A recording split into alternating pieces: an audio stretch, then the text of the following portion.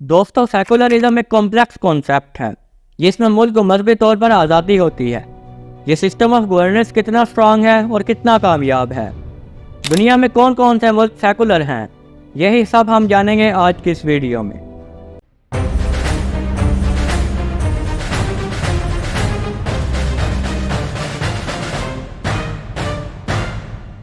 Secularism एक ऐसा concept है जिसमें एक मुल्क को मजहबी तौर पर आज़ाद होकर हुकूमत करता है और उस मुल्क का कोई सरकारी मजहब नहीं होता।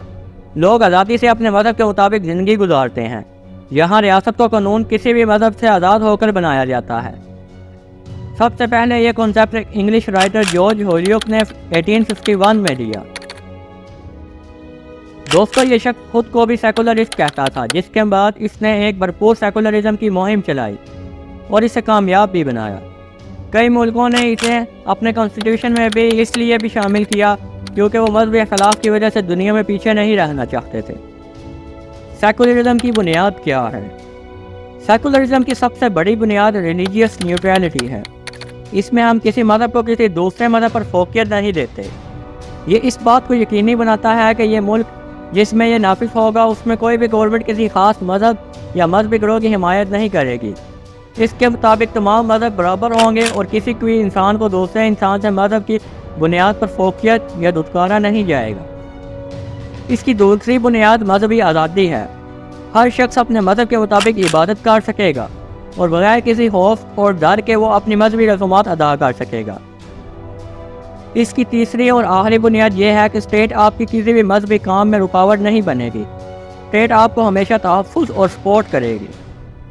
अब हम देखते हैं कि क्या सेकुलरिज्म की इम्प्लीमेंटेशन कैसे होती हैं। तो दोस्तों, जिस मुल्क में सेकुलरिज्म नाफिज होता है वहाँ पर बच्चों को सेकुलरिज्म की तालीम दी जाती है और इस मुल्क में सेकुलर लॉ भी बनाए जाते हैं और मुल्क का कॉन्स्टिट्यूशन में सेकुलरिज्म की बुनियादों पर बनाया जाता है। दोस्तों, अब जानते हैं कि सेकुलरिज्म काम कैसे करता है। सेकुलरिज्म की बुनियादों में एक कि गवर्नमेंट को आपसे कोई लेना देना नहीं है। आपको जो भी मज़हब है वो इसमें मुदाखलत नहीं कर सकते। सेकुलरिज्म इस बात को यकीनी बनाता है कि कोई भी मजहबी इदारा किसी भी इंसान पर कोई मजहबी दबाव ना डाले और कहीं पर कोई भी पॉलिटिकल फैसलों की बजाय रिलीजियस फैसले ना किए जाएं। सेकुलरिज्म इस बात को फ़रोग़ देता है कि कोई भी मुआशरे में कोई भी मज़हब के लोग दूसरे मज़हब के लोगों की रिस्पेक्ट करें और एक दूसरे को बर्दाश्त करें।